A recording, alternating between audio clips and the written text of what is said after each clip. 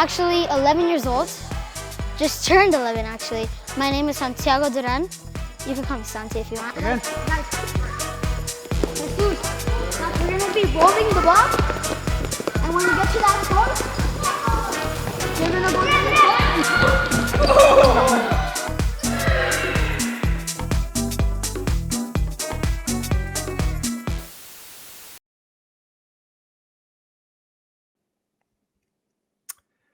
All right, everyone. We're back with another great episode with the Santa Fe Gloom podcast. Got a real special one today.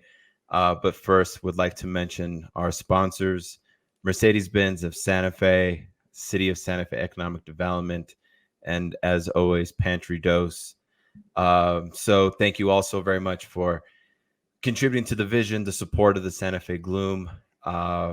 And now we have super special guest, Chris and Dylan with Little Globe. So Chris and Dylan, thank you so very much for joining us today. It's a real pleasure to be here, David. We're psyched to be part of this gloom world. Yeah, so it's turning into that, right? I think when I first approached you guys, I honestly don't really remember when it was. It was probably maybe a year ago, and approached you with this idea and just community involvement with futsal. And at that time, we didn't even have a team name, team colors, none of that. So, but before we get into kind of our gloom conversation, explain to our audience and our fans what Little Globe does in the community. And Chris, if you want to kick us off with what you do and Little Globe's vision. Sure. Yeah. So we're a team of artists. We work in different formats. Mostly these days, we're doing filmmaking. Little Globe's been around for 20 years. We established as a nonprofit here in New Mexico in 2005. And, classically, we've done a lot of collaborative theater projects, film projects, poetry projects, things like that. A lot of education projects. And really, since COVID, we've really become predominantly a filmmaking group. When COVID hit, we started something called Little Globe TV, and everybody's world fell apart. Mm-hmm. And we said, what are we going to do? And as a team, we decided that we wanted to do a hyper-local television show, working with local residents to tell their stories during COVID. And the idea of people telling their own stories became really key. And in a lot of ways, through that, we ended up meeting you, David, and coming across Gloom, and really got excited by what you're up to. And so, as a team of local filmmakers, we decided to throw down and bring our storytelling to you guys and to work with the community. It's so psyched by Gloom. We have other programs. We work in schools. We work with teenagers. We work with elders. We work across the state. We also have something called the Community Storytellers program, where we teach community members to make their own short films. Oftentimes, it's their first films. Dylan's a big part of that. You want to talk about that a little bit? Mm-hmm. I was brought on through a project called Presente, which was about disbelonging and displacement in Santa Fe. And I was essentially a part of a 14-member ensemble that talked about a lot of those topics and what it means to love being here and what it means to actually, struggle and endure all the different things that this town has in order to just live here and to love being here. And so I was able to, start knowing what the process was with storytelling and get to write my own story. But then, after the show at the Lenzik, we performed there, which was a big thing. We had a lot of people who were from the leadership in Santa Fe be there, and so it had a lot to do with like the changes with rent, the affordability crisis and whatnot. People were actually there to hear what a lot of the struggles were from the people. And so for me, it was like after that, I really wanted to be involved with like the community and to see what actually Santa Fe is, with all the dynamics of all the people. And so I just started, being more involved with Little Globe, editing and getting more into the camera work. And then once COVID hit, that was when it was like full on.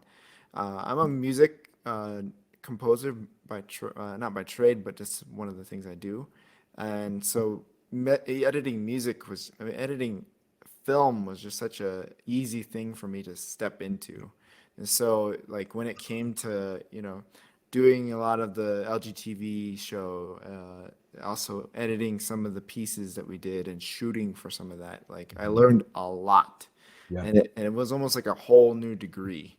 And as a community member who comes from here, I'm from Kiwa Pueblo, and it was like Little Globe is actually teaching people like me to be able to stay and harness their skills in Santa Fe and to be able to tell their stories of community, of being a community member within this town. And I think that's a huge important part. And that's why like Santa Fe Gloom is so important to this particular like notion of storytelling, because this is from the ground up here in Santa Fe. And especially if like the whole team, multi-generational aspects of the whole team is here, like that is the crux of like what we are as a whole city.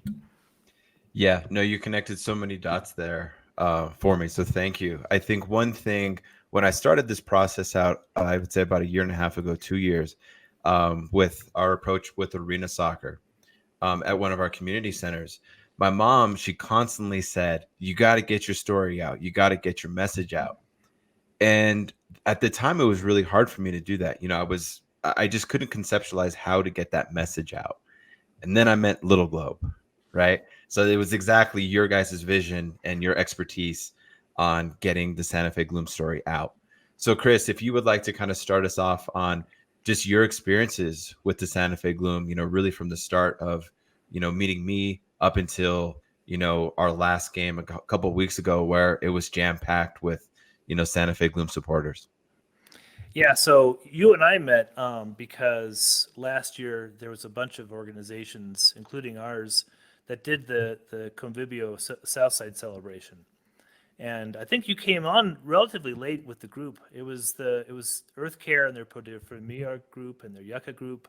It was the Santa Fe Indigenous Center, which is Southside. One of the things people don't realize is that the Southside is the largest population of Native people in Santa Fe. There's 11,000 Native people in Santa Fe, and most of them call the Southside home. Yeah. But of course, the Southside too is like it's the youngest and the fastest growing part of Santa Fe, and it's a part of Santa Fe that doesn't get the most attention. It doesn't get dollar for dollar. A lot more money goes to the downtown arts and the downtown tourist worlds, because that's where the tourist money comes from. But increasingly the Southside is becoming the center of Santa Fe, and so we made this one day kind of pop up town center at the Ortiz Middle School football field.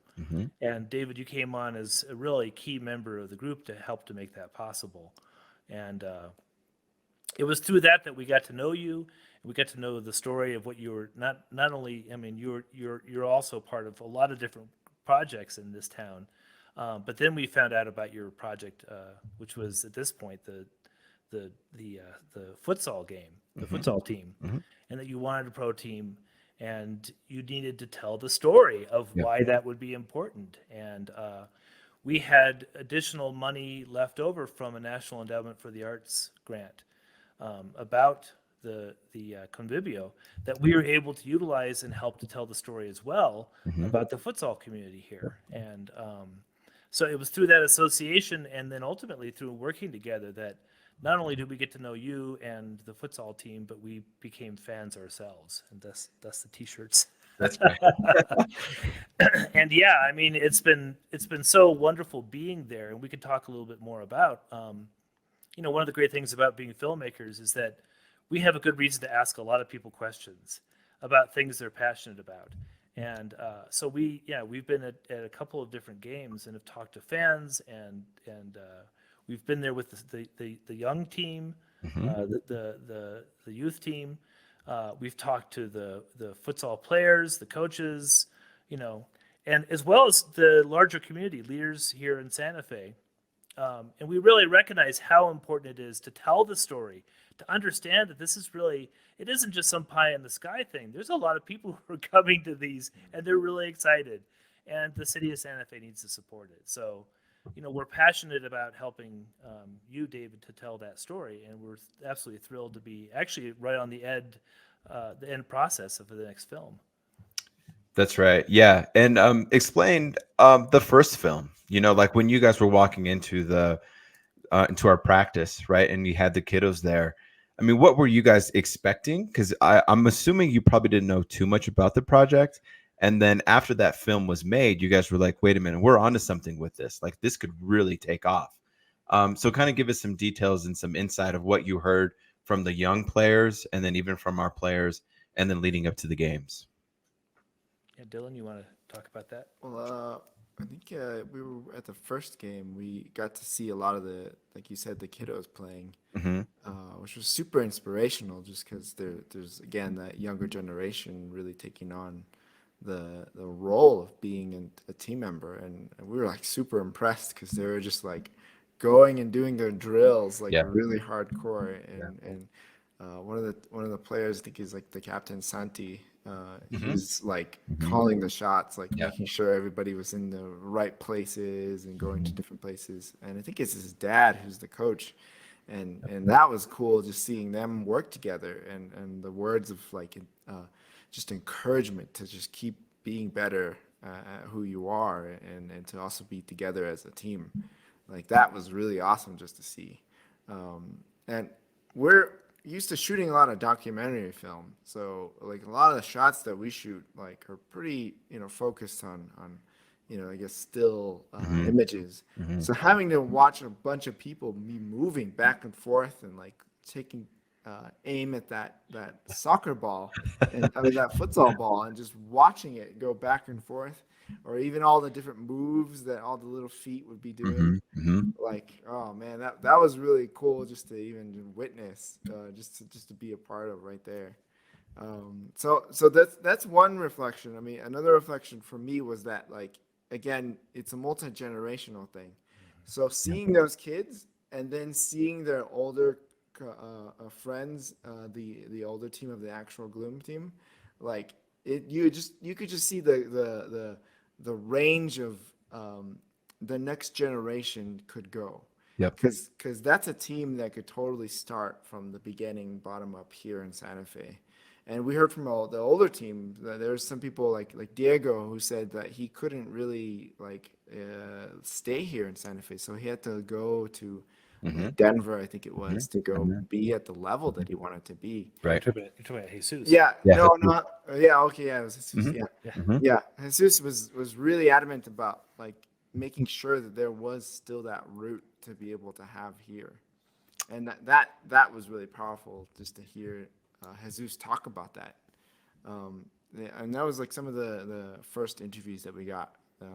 Then the second game was like all of it together.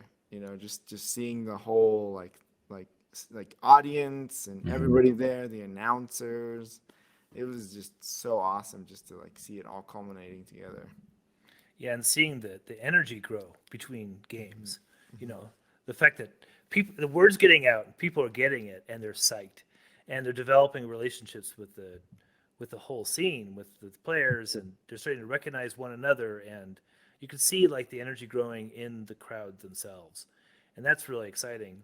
And what Dylan is saying in terms of this multi-generational thing, I mean, I grew up here and I grew up here in California, and I've been a part of a lot of different sports teams and local teams and so forth, but I've never seen this multi-generational connection, where it's a direct and immediate connection between the younger folks. And in a lot of ways, it not only the players, but the players talk about how their dads were players, back in El Salvador or, in Brazil, or like it's an international team. And so there's kind of this UN, multi-generational UN going on in the futsal world here in Santa Fe. Yep. It's so exciting. And I think there's something super wholesome about that. Something that's like connective. And so, I mean, it's been really thrilling to be talking to people and for them to reflect on kind of this relationship between Santa Fe's home and home as other places as well. And how it is to get in be in the stands and to be cheering on in the moment and have it also connect to your childhood from another place. It's absolutely amazing. Yeah. many of our guests, I start off talking about just their first memories of playing soccer, right?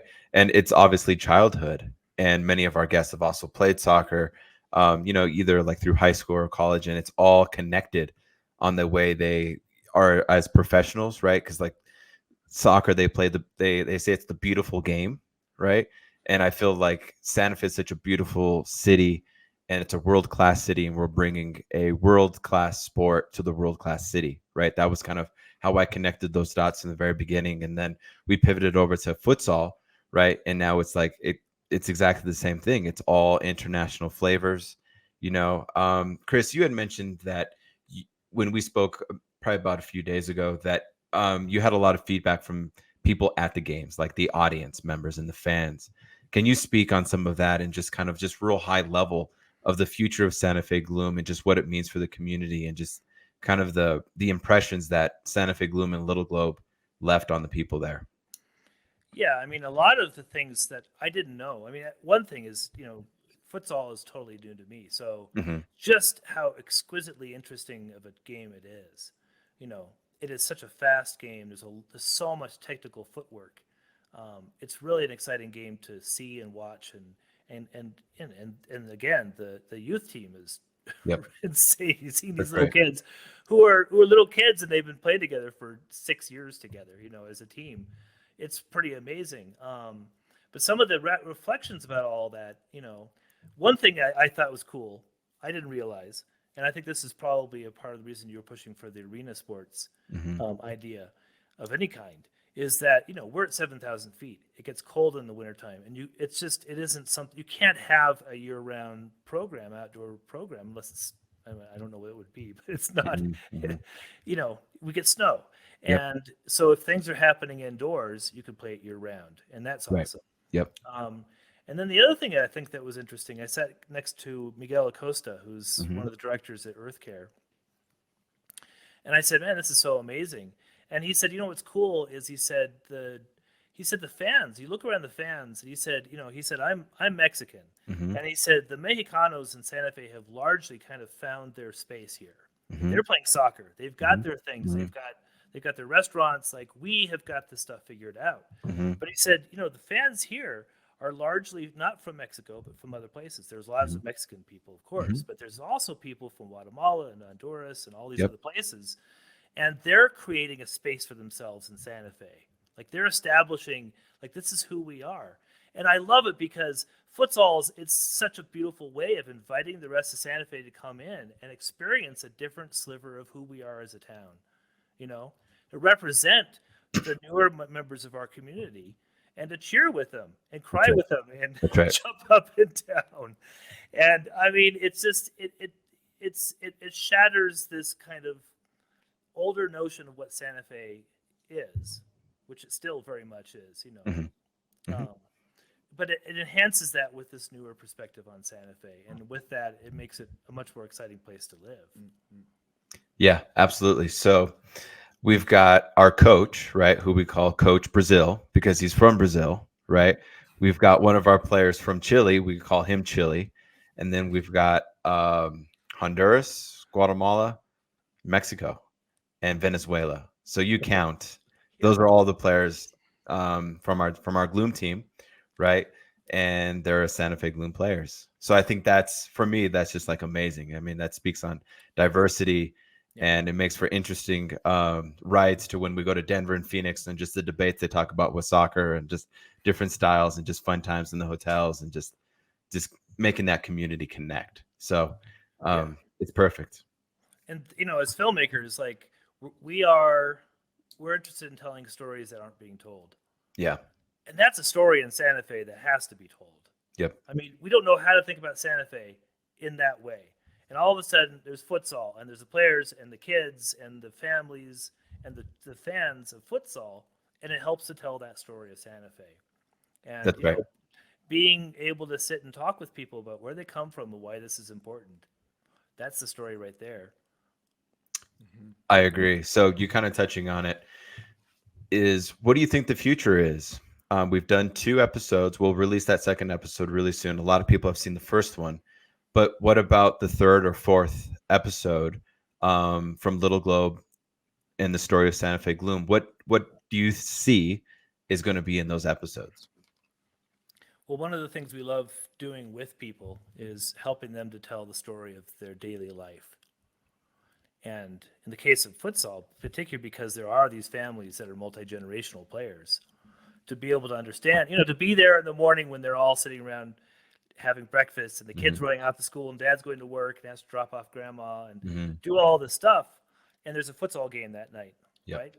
And so in some ways to personalize the story of what futsal is on a human basis, on the families of the people who are touched by it. I mean, that's one of the things I think that we would certainly be really thrilled to do, because that makes it approachable. You could put yourself in somebody's shoes, and you could see, you could imagine, you could feel the nervousness before going on and playing a game, and and also as viewers, we're now deeply invested in how they're doing. Jesus is out there, his family's there. He's been through that. We understand his backstory. Now what he's doing is really important to us. So, I think that's a aspect of filmmaking that we've always really enjoyed, and we would love to bring to this project. That's great. Thank you both. I don't know if you have anything else to say, but you guys, amazing work. My mom will definitely cook you guys a good meal for just giving us a voice, because that's what we were missing for so long. Yeah. And these videos have just totally crushed it and just made the Santa Fe Gloom story so inspiring. So thank you both. And Dylan too. Every time I get a chance, I want to thank, the younger people in Santa Fe, because it is a challenge to live here. Rent is high, mortgage is super expensive. So we need talented people like you to stay in Santa Fe and to contribute. And so special thanks just from me to you, man, because it's amazing that you get to sit with Chris and just brainstorm and create awesome things in the community. So thank you both. Chris, Dylan, Little Globe, you guys have done some special things in the community. Keep doing it. And we'll definitely have you on again. And we'll be airing that episode probably in a couple weeks. So we'll put it onto our YouTube channel. And Chris and Dylan, do you have any handles for our audience in terms of Instagram, Facebook, on where they can find you guys? Oh God, I'm gonna leave that to the younger generation. Well, you can definitely find our Instagram account at Little Globe. Yeah. Is it Little Globe, New Mexico? I think it's Little Globe, New Mexico is our handle. Little Globe.New Mexico. And, Facebook, we're just Little Globe. Maybe we're Little Globe, New Mexico as well. On Facebook? We're easily found. Yeah. There's not many Little Globes in Santa Fe. And also YouTube as well. Yeah, we've got a very robust YouTube channel with a few hundred films. So, and a lot of them are co-authored. That's what we love doing. It's making films not about people, but with people. Yeah. Right. And check out LGTV. There's about 13 episodes up there. There's so much good content of what Santa Fe is from the people that are from here. So that's a good place to find more stories. Perfect. Thank you both. Thank you, Little Globe. And we'll connect next. Thank you guys. Go Gloom. Go Gloom. That's right.